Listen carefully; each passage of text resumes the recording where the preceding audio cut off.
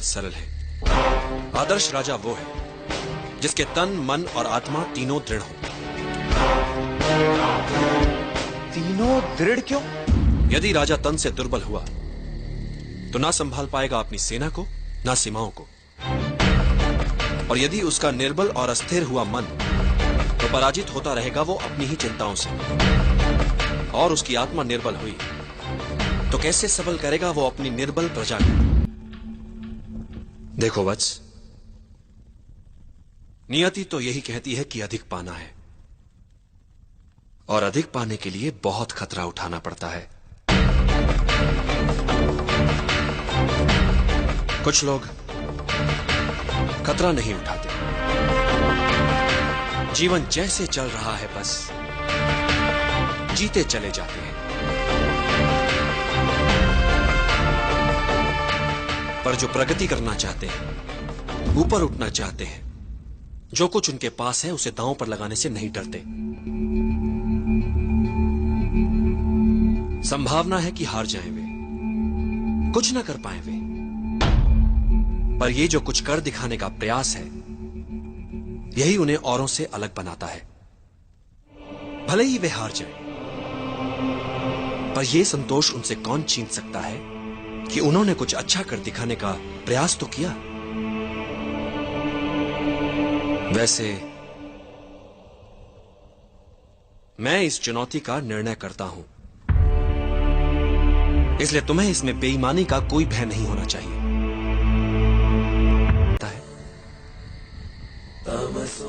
मैं क्या छीन सकता हूं इससे, ये तो तुमने देख लिया, पर मैं इसे क्या दे सकता हूं, ये नहीं देखना चाहोगे। मां से दूरी का दुख सहकर यदि ये तक्षशिला में भावी मगधपति होने की योग्यता प्राप्त कर लेगा, तो कितनों के दुख मिटाने वाला बन सकता है ये।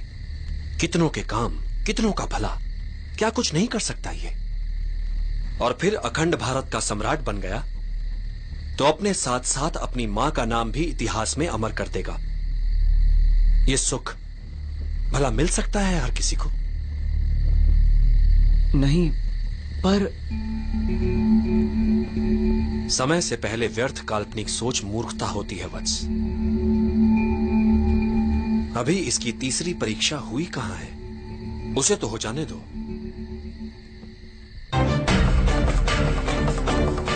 गुरुदेव, पता नहीं क्यों मेरा मन कहता है कि ये बालक अवश्य जीतेगा।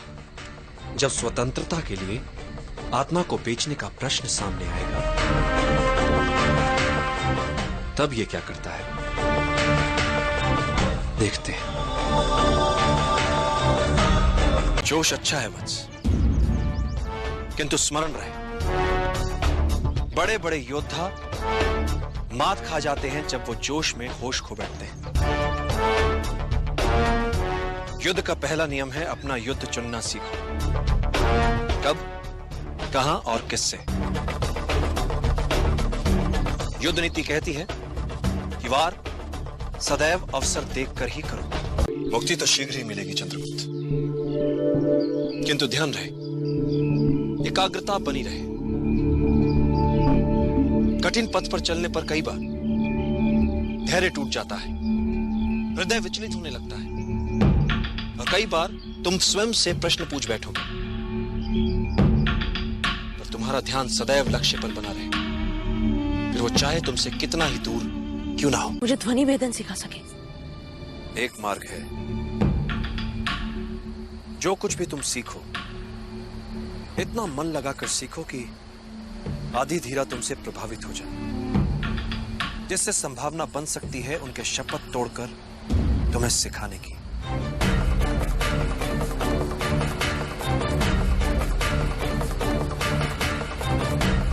ये सब तुम पर निर्भर करता है। यदि तुम एकाग्रचित हो सको, अपने शरीर के साथ साथ अपने मन पर भी अधिकार कर लो, तो एक साधारण शरीर भी असाधारण कार्य कर सकता है, चाहे जितनी पीड़ा हो। यदि तुम्हारा मन उस पीड़ा को माने ही ना तो। इतिहास में ऐसे कई वीरों के विवरण हैं जिनका सर धड़ से अलग हो गया, किंतु वो युद्ध में लड़ते रहे, रक्त की अंतिम बूंद तक लड़ते रहे। उन योद्धाओं को गौरवान्वित करो, बता दो उन्हें कि अब तुमने संभाला है उनका उत्तरदायित्व। निद्रा भोजन भोग भय, ये नर पशु समान, ज्ञान अधिक इक नरन में, ज्ञान बिना पशु जान। चंद्रगुप्त, पृथ्वी पर कई जीव मनुष्य से अधिक शक्तिशाली थे। गाय, बैल, शेर, हाथी सभी मनुष्य से अधिक बलवान थे, किंतु राज किसने किया पृथ्वी पर? मनुष्य ने। कैसे? बुद्धि से। तुम्हें भी बुद्धि से लड़ने वाला योद्धा बनना है चंद्रगुप्त। यदि तुम अपने लक्ष्य को पूरी एकाग्रता से प्राप्त करना चाहोगे तो आत्मिक बल वो कर दिखाता है कि साधारण लोगों को यह असंभव लगता है। एक महान योद्धा की क्या पहचान होती है चंद्रगुप्त? जो ही वो युद्ध में जीते, विजय उत्सवों में अपना समय गंवाए बिना अगले लक्ष्य को प्राप्त करने की योजनाओं में लग जाए। वीर यात्रा पिछले 15 वर्षों से आज तक इस यात्रा को कोई पूरा नहीं कर पाया, किंतु तुम्हें यह यात्रा सफलतापूर्वक पूरी करनी है चंद्रगुप्त। इनमें और तुम्हारे कवच में क्या अंतर है?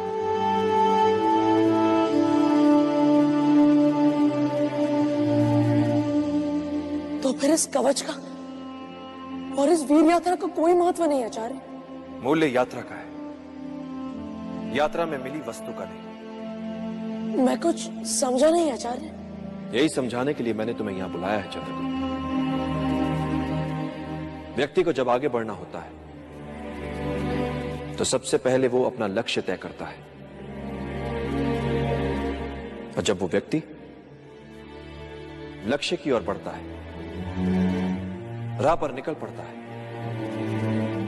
तो मार्ग उसे सिखाता है, संवारता है, बनाता है, और यही अनुभव उसकी पूंजी होते हैं।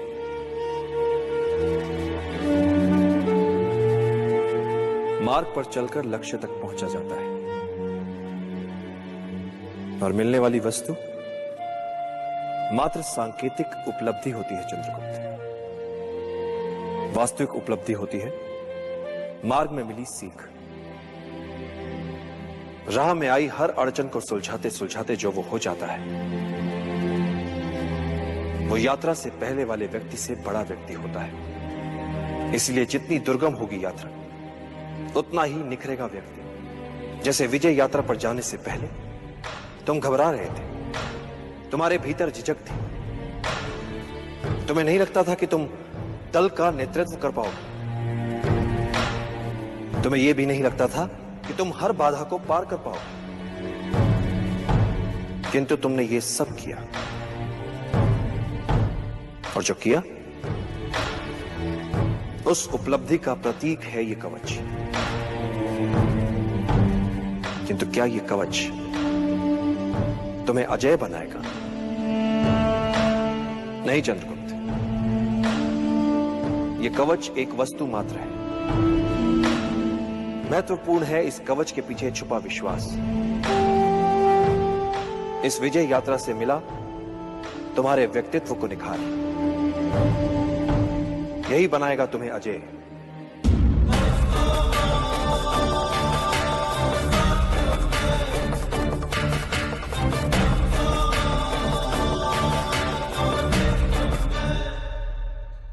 आचार्य, तो क्या अब मैं अपनी मां को छुड़ाने जा सकता हूं?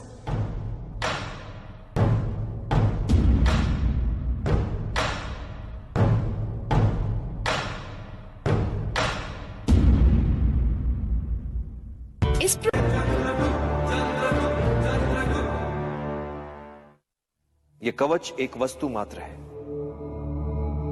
महत्वपूर्ण है इस कवच के पीछे छुपा विश्वास। इस विजय यात्रा से मिला तुम्हारे व्यक्तित्व को निखार, यही बनाएगा तुम्हें अजय।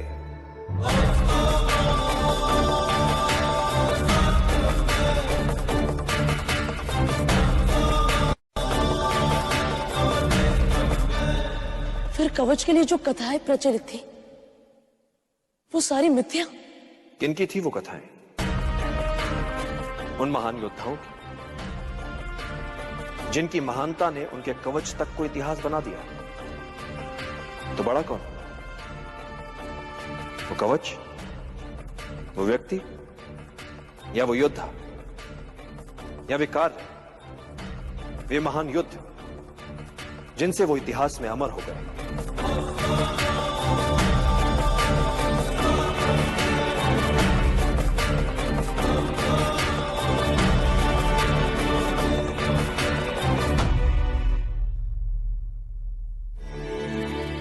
वो व्यक्ति, वो योद्धा, वो लिख चुके हैं अपना इतिहास। तुम्हें अपना इतिहास अभी लिखना है। जीने की इच्छा ही हमारी शक्ति है। जब जीने की सच्ची चाह मन में हो, तब मृत्यु को कठिन ही नहीं, असंभव मानो। मात्र जीवन, जीवन और हर मूल्य पर जीवन। यदि मन में इसके अतिरिक्त कुछ ना हो, तो दुर्बल से दुर्बल व्यक्ति भी साहसी बन सकता है। तुम ये कह सकते हो कि यह लड़ाई तुम्हारी नहीं है। कौन सी लड़ाई लड़ सकते? अपनी या उनकी जिन्हें तुमसे अपेक्षा है, जो निर्बल है? चंद्रगुप्त, जब व्यक्ति के समक्ष दोराहा आता है, जब एक मार्ग चुनना होता है, तब उसका चुनाव दर्शाता है कि वो क्या है, कैसा है, छोटा है, बड़ा, अपने लिए सोचने वाला है या अपने से पहले औरों के लिए सोचता है। तुम्हारे मन और तुम्हारी आत्मा के चुनाव का है। निर्णय कर कि तुम अपनी मन की सुनोगे या अपनी अंतरात्मा। वैसे भी चंद्रगुप्त, जीवन में जब भी कोई निर्णय एक बार कर लो, तो पलट कर मत देखो, क्योंकि पलट पलट कर पीछे देखने वाले इतिहास नहीं बनाते। इन सभी गांव वालों के प्राण जा सकते थे। असफलता से सीखना आवश्यक होता है चंद्रगुप्त।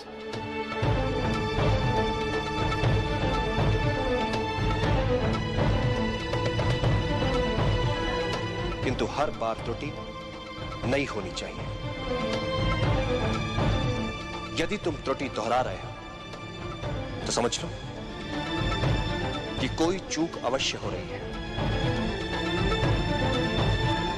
असफलताओं जीवन में बड़ा महत्व होता है। ये तुम्हें विनम्र बनाती है, शत्रु तक का आदर सिखाती है। बस असफलताओं से सीखने की चाह होनी चाहिए। इस असफलता को भी सीखने का एक और अवसर मानो। इस असफलता से मुझे क्या सीखना चाहिए आचार्य? जब भी कोई योजना बनाओ और यदि वो सफल हो जाए, तो क्या उससे बाहर कैसे निकलोगे? इस पक्ष को सदैव याद रखो। नेतृत्व क्या होता है? शत्रु या विपरीत परिस्थितियों के प्रति मन में उनका सम्मान होना। एक अच्छा राजा वो नहीं जो आक्रमण करना जानता है। एक अच्छा राजा वो है जिसे पीछे हटना भी आता है, पुनः संगठित होने के लिए समय जुटाना भी आता है। पीछे हटने में कोई लज्जा नहीं। अगले दिन नए उत्साह से लड़ पाओ। यही तुमने आज किया चंद्रगुप्त। गुरुकुल का हर पाठ होता है पूर्व निर्धारित, हर प्रश्न भी, हर प्रश्न का सही उत्तर भी। पढ़ाने से पूर्व जानता है गुरु कि उसे क्या पढ़ाना है, और विद्यार्थी के पास हर समय उपलब्ध होते हैं ग्रंथ। किंतु जीवन में कुछ भी पूर्व निर्धारित नहीं होता, न प्रश्न न उत्तर, न सहायता के लिए गुरु न ग्रंथ। जीवन में हर प्रश्न के एक से अधिक संभावित उत्तर, उचित उत्तर चुनना है बिना किसी सहायता के।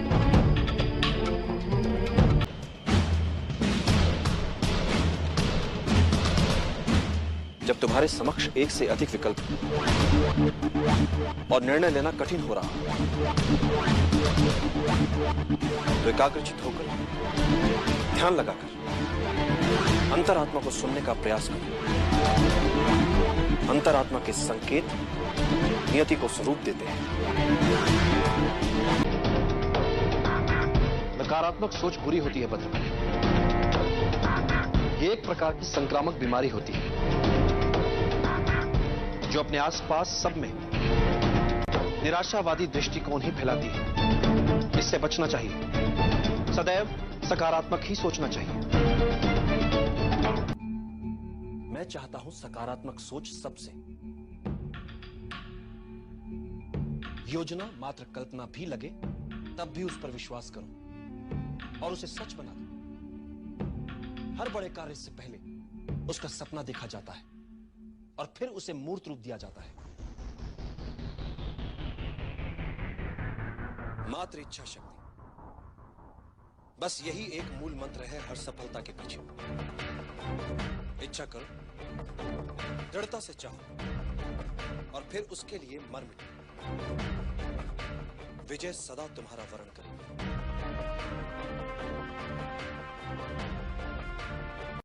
बच सकते हैं। अति बुद्धिमान क्या होता है? सामान्य बुद्धि चातुर्य से कुछ अधिक। संकट में बुद्धिमान नहीं, वो बचेगा जिसमें अनुकूलन की क्षमता अधिक हो, जिसने स्वयं को परिस्थितियों के अनुरूप ढाल लिया हो, वही संकट से बच पाएगा। और यही सार्वभौमिक नियम है।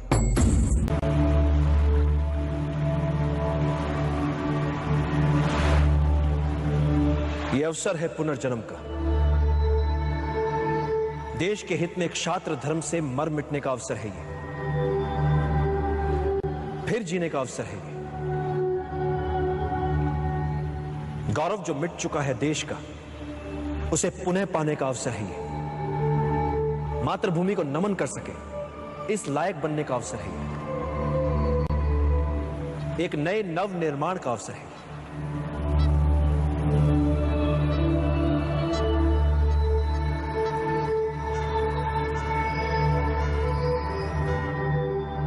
निर्णय आपको लेना है।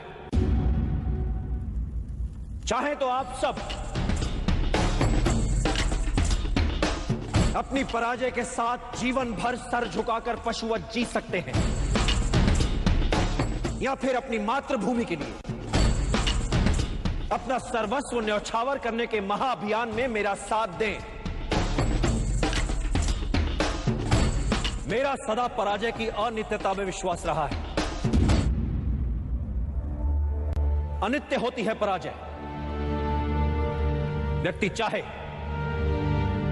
तो फिर से प्रयास कर सकता है विजय के लिए।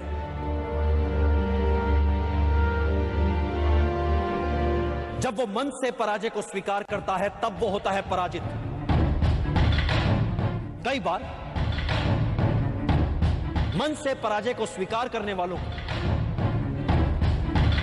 हार से हताश होने वालों को इस बात का पता ही नहीं होता कि जब उन्होंने साहस छोड़ा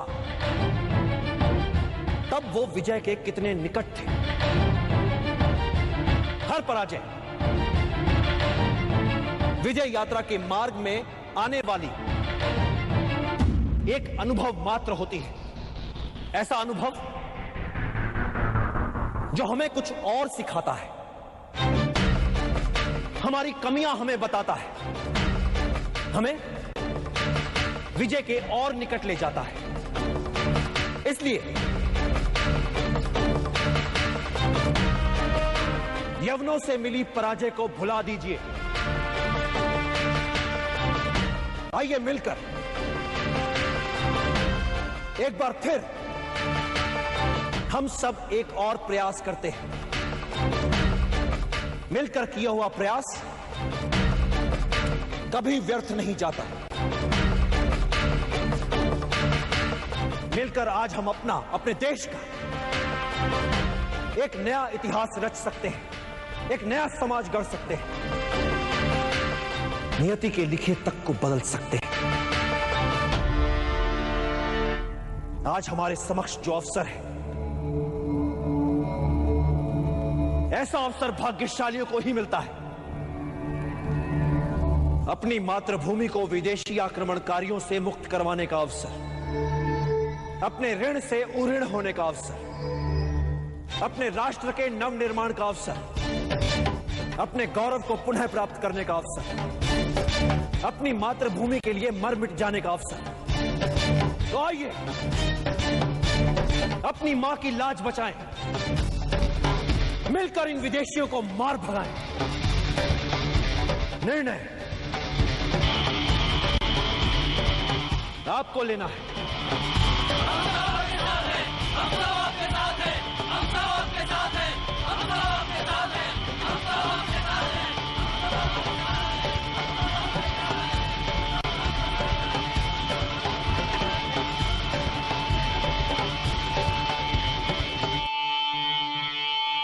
योजना में मात्र लक्ष्य निर्धारण महत्वपूर्ण नहीं होता। महत्वपूर्ण होता है वो प्रयास जिससे लक्ष्य प्राप्त किया जाता है। चिंतित ना हो, 99% यही संभावना है कि महाराज पुरु और कैलिस्थनीज दोनों असफल ही होंगे।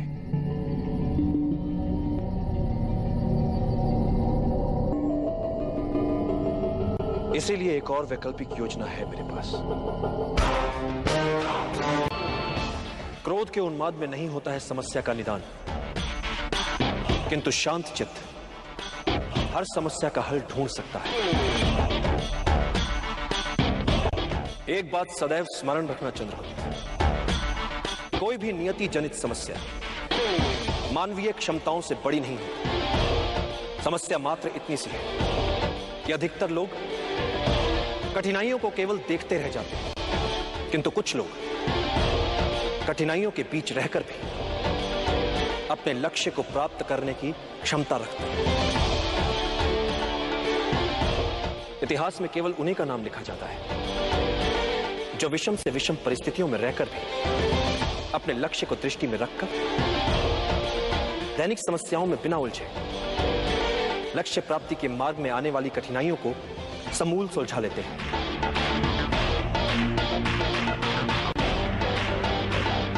इतिहास साक्षी है चंद्रगुप्त, महान वही बन पाया है जिसने अपनी कठिनाइयों को आगे बढ़ने का अवसर बना लिया, जिसने अपनी कमियों को निर्बलता नहीं अपनी शक्ति बना लिया। असंभव दिखने वाला निर्णय होता क्या है? एक ऐसा कठिन निर्णय जो लिया जा सकता है। इसलिए चाहे जितना असंभव लगे, निर्णय लो, क्योंकि समस्या को अनिर्णय से खींचोगे तो समस्या तुम्हें खा जाएगी। निर्णय लेने में साहस करो, फिर देखो इतिहास तुम्हारा नाम कैसे अमर बना देता है।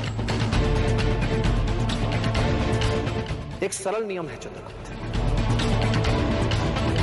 समस्या तुम्हें समाप्त करे उससे पहले समस्या को समाप्त कर दो, जड़ से मिटा दो, ताकि वो अपना सर ही ना उठा पाए, वो अपना सर ही ना उठा, वो अपना सर ही ना उठा। सबसे बड़ा शस्त्र मनुष्य की बुद्धि और उसका विवेक होता है। एक बुद्धिमान योद्धा अपने बुद्धि चातुर्य और विवेक से किसी भी युद्ध में विजयी हो सकता है, फिर परिस्थितियां चाहे कितनी ही विषम क्यों ना हो।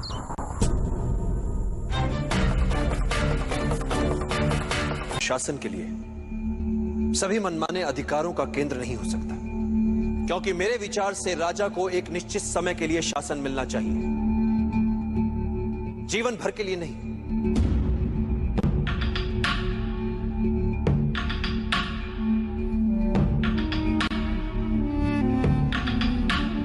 कि एक राजा को अपने लिए, अपने परिवार, अपने वंश की महिमा के लिए या अपने साम्राज्य की मान सम्मान प्रतिष्ठा के लिए समय नहीं गंवाना चाहिए।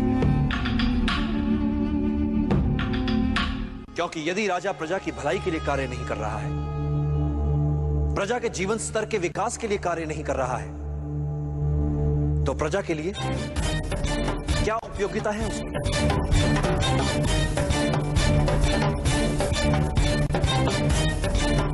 मैंने तुमसे कहा था ना कि चाणक्य बहुत गुणी है। एक राजा का शासन तभी तक तर्कसंगत है जब तक वो प्रजा के हित में है, अन्यथा उसका कोई अर्थ नहीं, कोई औचित्य नहीं।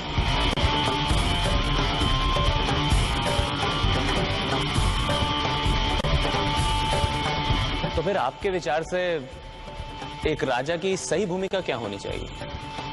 एक राजा को सबसे पहले अपनी प्रजा के लिए सुशासन स्थापित करना चाहिए। एक मूल मंत्र है, बहुजन हिताय, बहुजन सुखाय।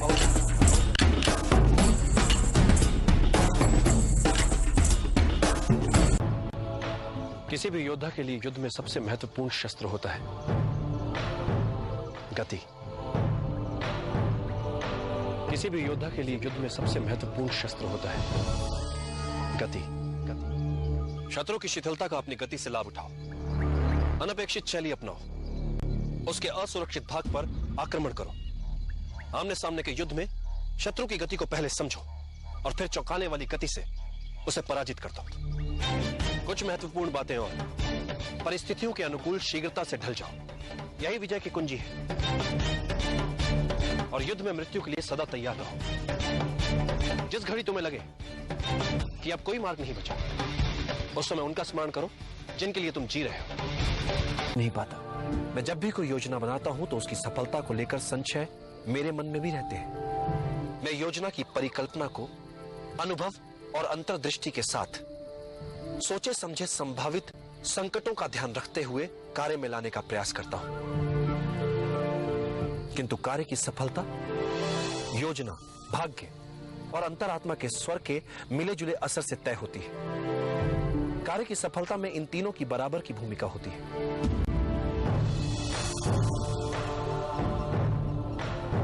सफलता के लिए अर्जुन की तरह हो पाना उचित रहता है, मात्र लक्ष्य की ओर दृष्टि और कहीं नहीं। तो मैं सचमुच आपकी सहायता कर पाऊंगा। एक शिक्षक का महत्व तो समझ नहीं पा रहे, तो इस अभियान में क्या सहायता करोगे मेरी?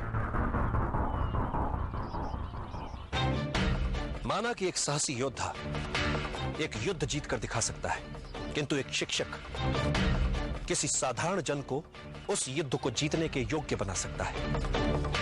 किसी भी युद्ध को जीतने के लिए चुनौती उस युद्ध के लिए अच्छे योद्धाओं को ढूंढने में नहीं, चुनौती है साधारण जन को युद्ध का कारण बताकर उन्हें असाधारण बनाने में, जो एक शिक्षक ही कर सकता है। तुमसे बिना कोई मूल्य लिए एक सीख देता हूं, जिसकी मुझे लगता है आवश्यकता भी है तुम्हें। अपने विचारों को वश में रखो, क्योंकि यही तुम्हारी वाणी बनेंगे। अपनी वाणी को वश में रखो, क्योंकि यही तुम्हारा कर्म बनेगी। अपने कर्मों को वश में रखो, क्योंकि यही तुम्हारी आदत बनेंगे। अपनी आदतों को वश में रखो, क्योंकि यही तुम्हारा चरित्र बनेगी। और अपने चरित्र को वश में रखो, क्योंकि इसी से तुम्हारा भाग्य बनेगा। और सुखदा, उन्हें कैसे जगाया जाए आचार्य? एक निराशावादी को हर अवसर में कठिनाई दिख जाती, और एक आशावादी को हर कठिनाई में एक अवसर दिख जाता। भाग्य के सभी अवसर हमारी आत्मा में सुषुप्त अवस्था में होते हैं। तुम्हें बस उचित समय की प्रतीक्षा करनी है। मैं किसी युद्ध में उलझना नहीं चाहता, किंतु मगध जैसे साम्राज्य में यदि हम उनसे बिना लड़े अपने आप को बचा नहीं पाए, ऐसे में मगध से सीधे युद्ध के अतिरिक्त हमारे समक्ष और कोई विकल्प नहीं बचता। इस युद्ध का सबसे बड़ा संकट, सबसे बड़ी समस्या है हमारे अंदर बैठा भय, अज्ञात से भय जो अतार्किक है, क्योंकि अज्ञात जैसी बात होती ही नहीं है। बातें मात्र कुछ समय के लिए हमसे छिपी हुई हो सकती हैं, कुछ समय के लिए हो सकता है कि हम उन्हें समझ न पाए, तो इससे भय क्यों पाले मन? ये तो संकेत है इस बात कि चलो शत्रु के सामर्थ्य के बारे में और जानो, और जानो, और जानो। अपने हर संशय, हर दुविधा को एक और रखो चलिए। कभी किसी और के लिए जीने का प्रयास मत करो, किसी और की दृष्टि में अच्छा बनने की चेष्टा मत करो। हम अकेले आए हैं, अकेले ही जाएंगे। जैसे कर्म करेंगे वैसे ही फल पाएंगे। जो बीत गया उसे भूल जाओ, जो कर रहे हो उस पर विश्वास रखो, जो होगा उसकी चिंता छोड़ दो। बस तुम्हें मात्र अपने कर्म करने, पुरस्कृत करने का कार्य नियति का है, करेगी। अच्छे कर्म अच्छे ही फल लाते हैं।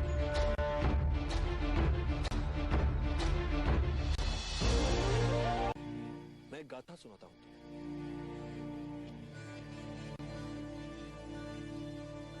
एक बार मार्ग में एक विषैला बिच्छू देखा जो नदी के पानी में डूब रहा था। ब्राह्मण उसे बचाने के लिए पानी से बाहर निकाल लेता है। बिच्छू उसे डंक मार देता है। ब्राह्मण को पीड़ा से तड़प उस बिच्छू को छोड़ना पड़ता है जो पानी में फिर से जाता है। उसे मरता देख ब्राह्मण उसे पानी से बाहर निकाल लेता है। बिच्छू फिर से उसे डंक मार देता है। ब्राह्मण के निकट खड़े शिष्य ने विस्मित होकर उससे पूछा, गुरुवर, आप इतने ज्ञानी हैं, ये जानते हुए कि बिच्छू की प्रवृत्ति डंक मारने की है, आप उससे खेल रहे हैं।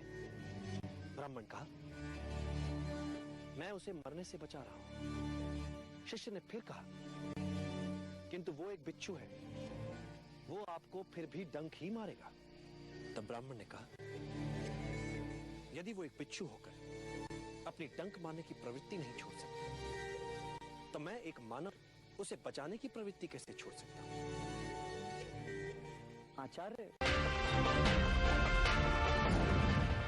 आचार्य, आप सदैव यूं खुले में साथ साथ पैदल घूमने को इतना महत्व क्यों देते हैं? पृथ्वी, आकाश, वन, मैदान, झील, नदियां, पहाड़ और सागर, ये सब हमारे श्रेष्ठ शिक्षक होते हैं। हमें इनसे पुस्तकों से भी अधिक सीखने को मिलता है। बस हमें सचेत होकर इनके बीच घूमने की आवश्यकता होती है। दूसरे सब जब युद्ध में आकंठ डूबे हो, तब तुम्हारा अपने वातावरण को लेकर ज्ञान तुम्हें ऐसे अस्त्र शस्त्र प्रस्तुत कर सकता है जिसकी तुम कल्पना भी नहीं कर सकते। और जब तुम बचने के लिए छटपटाते हो, तब तुम्हारा ये प्रकृति का ज्ञान तुम्हारा रक्षक बन जाता है। मैं कुछ समझा नहीं आचार्य।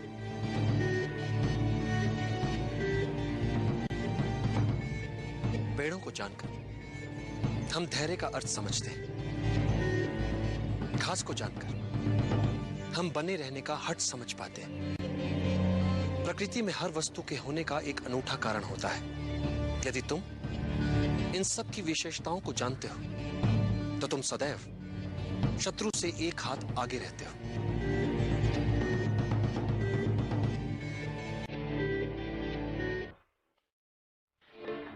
पसीने की एक बूंद बहुत सा व्यर्थ का रक्तपात बचा सकती है। कोई भी बड़ा कार्य करने के लिए मात्र उचित योजना ही आवश्यक नहीं, उस योजना में संपूर्ण आस्था की भी आवश्यकता होती है। योजना यदि अच्छी है तो उस अभियान को पूरा करने वाले निर्णय भी अच्छे होंगे। इसलिए गुणीजन कह गए, अच्छी योजनाएं असंभव दिखने वाले स्वप्नों को भी जीवंत बना सकती।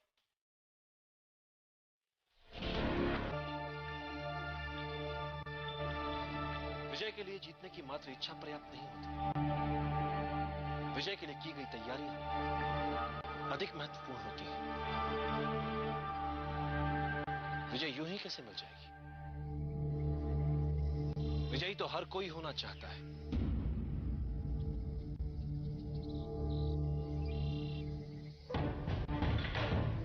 किंतु विजयी होने के लिए हर कोई समुचित तैयारियां नहीं करता। जीतने के लिए की गई तैयारियां जीतने की इच्छा शक्ति को और दृढ़ करती हैं। एक बार युद्ध आरंभ हो गया तो जीतने के लिए तैयारियों का समय बीत जाता है। चलते युद्ध में आप युद्ध करेंगे या उसे जीतने के लिए आवश्यक तैयारी? युद्ध के लिए की गई तैयारियों का अंतिम चरण मात्र होता है, जिसका निर्णय उसके लिए की गई तैयारियों द्वारा ही निर्धारित होता है। इसलिए विजय के लिए आवश्यक है विजय के लिए की गई तैयारियां। एक बार जीतने के लिए ढंग से तैयारियां कर ली तो फिर विजय निर्विवाद हो जाती है। युद्धों के निर्णय सैनिकों की संख्या से नहीं निकलते,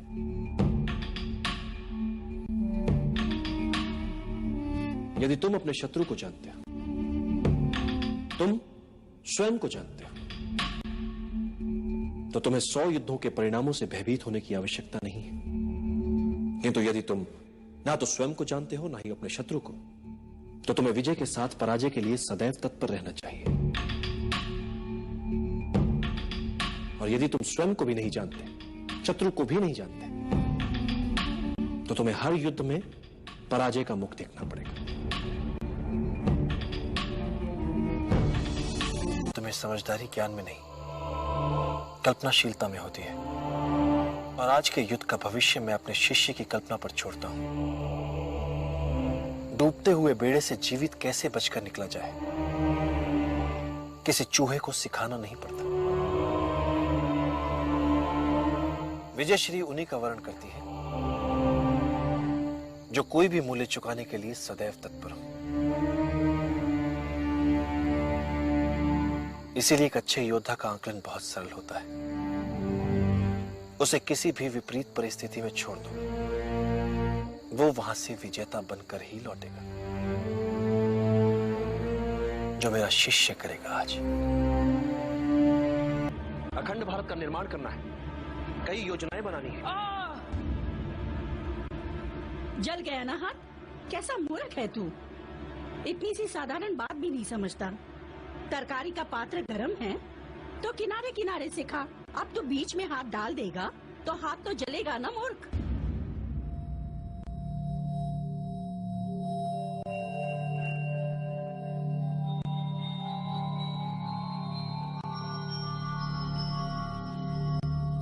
साधु, ऐसी व्यवहारिक शिक्षा पुस्तकों से नहीं, एक मां से ही मिल सकती है।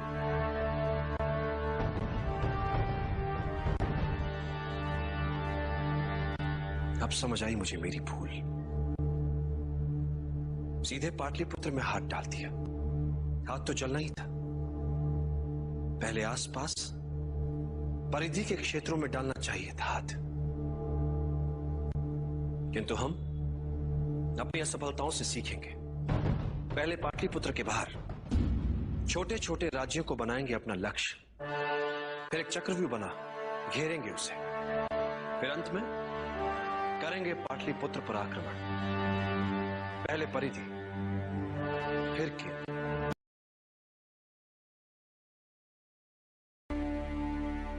एक राजा को सदैव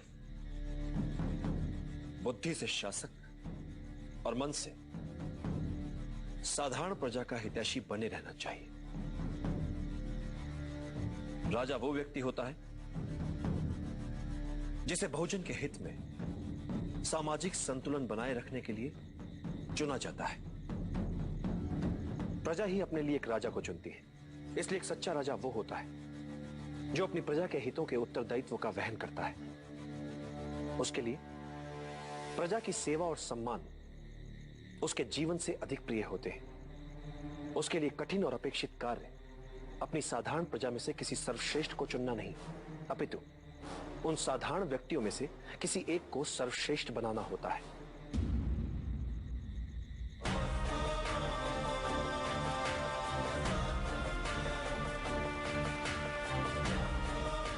एक राजा के लिए सबसे बड़ी चुनौती होती है पूरे देश को सफलता और समृद्धि के महान लक्ष्य को प्राप्त करने के लिए न केवल उन्हें प्रेरित करे, अपितु प्रजा के लिए ही उन्हें प्राप्त करके भी दिखाए। एक राजा को उसकी सेना अमर नहीं बनाती और ना ही उसका धन वैभव। उसे अमर बनाते हैं उसके बनाए हुए मित्र, उसके किए हुए भले कार्य, उसकी अर्जित की हुई सद्भावना और सत्यनिष्ठा।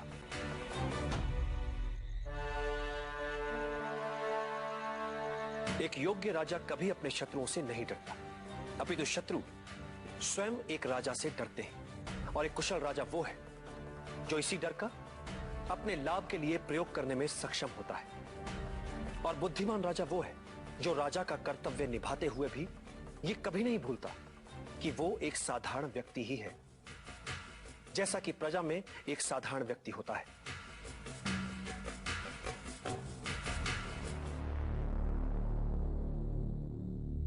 ये व्यवस्था ही है जो किसी को राजा तो किसी को प्रजा बनाती है।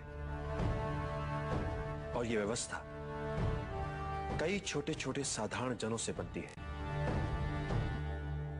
इसलिए राजा जो करे जो सोचे तो साधारण जनों के हित में। प्रजा का विश्वास और समर्थन एक साधारण राजा को असाधारण, शक्तिशाली और लोकप्रिय राजा बनाता है। और जब भी राज सिंहासन पर बैठो, एक बात सदैव याद रखो, जब तक बहुजन हिताय, बहुजन सुखाय वाली नीति पर नहीं चलोगे, सिंहासन पर बने नहीं रह पाओगे। राज सिंहासन की शक्ति लोकहित में छिपी है। अन्याय और भ्रष्टाचार पर टिका राज्य नहीं चल सकता।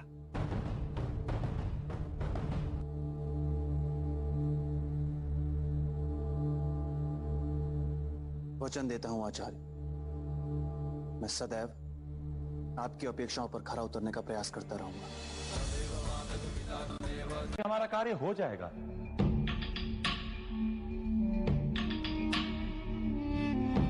हर महान जीत के मूल में होता है लगातार सचेत रहना, हर संभावित समस्या का पहले से आंकलन कर पाना।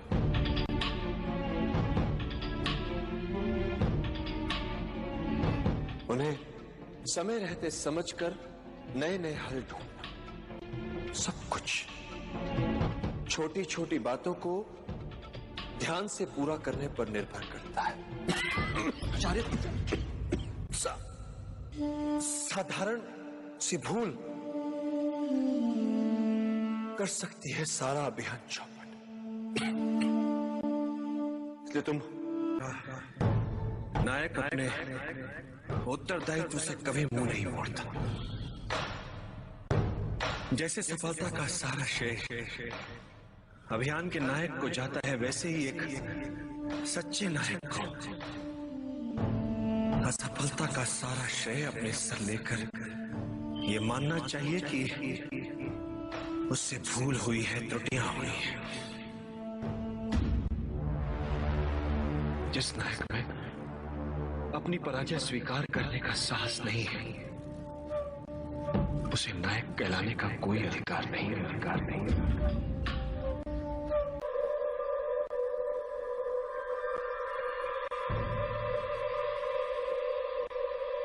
सफलता घेरे तुझे, मार्ग हो अवरुद्ध, पास ना हो धन तेरे, और काम हो अपार, भाग मत कर प्रयास।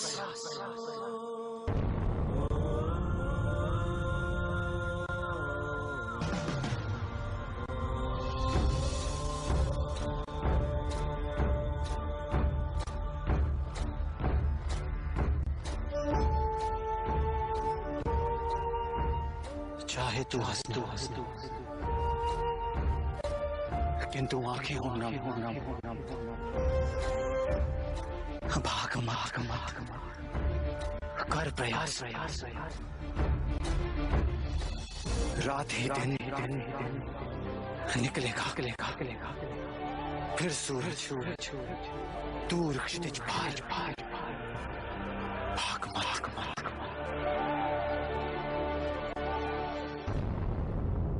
कर प्रयास।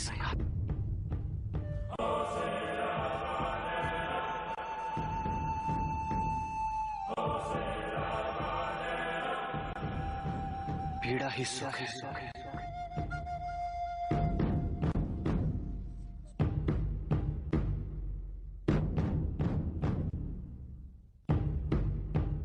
विष्णु को पीड़ा ही सुख है। पीड़ा ही सुख है। सुखी है पीड़ा, सुखी है पीड़ा।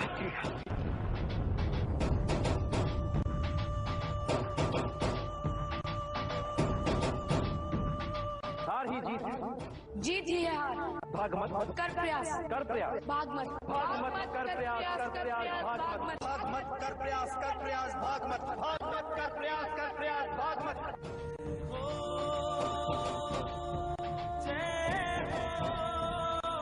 हार ही जीत है, जीत ही है हार।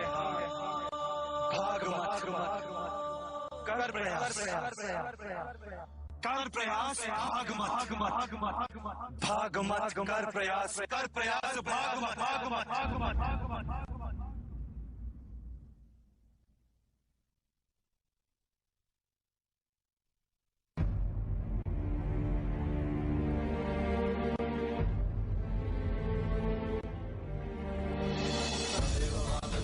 तमेव